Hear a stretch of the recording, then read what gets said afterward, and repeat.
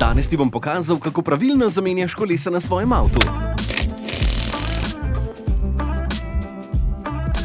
Najprej si natančno oglej svojo pnevmatiko. Profil mora ustrezati vsaj zakonsko predpisanim zahtevam.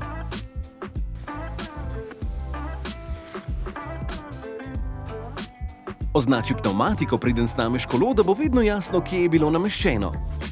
Najprej z udarnim vijačnikom zrahljaš vijake na kolesu. Nato lahko avto dvigneš z dvigalko.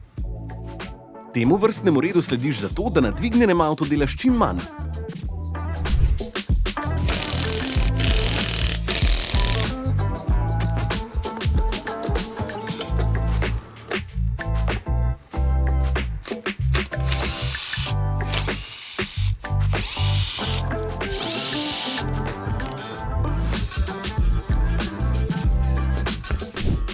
Pri nameščanju novega kolesa pazite, da je pravilno nameščeno.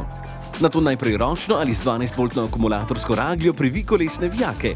Pri tem izmenično zateguj vijake na nasprotnih straneh, da se platišče ne zagozdi in bo enakomerno pritrjeno. Ko je kolo nameščeno, lahko vozilo spustiš na tla, nato pa v naslednjem koraku vsak vijak pravilno zategneš z navornim ključem.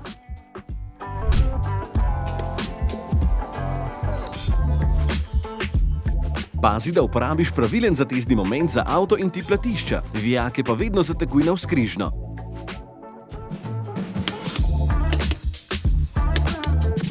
V zadnjem koraku preveriš tlak v pnevmatikah in po potrebi dodaš še nekaj zraka.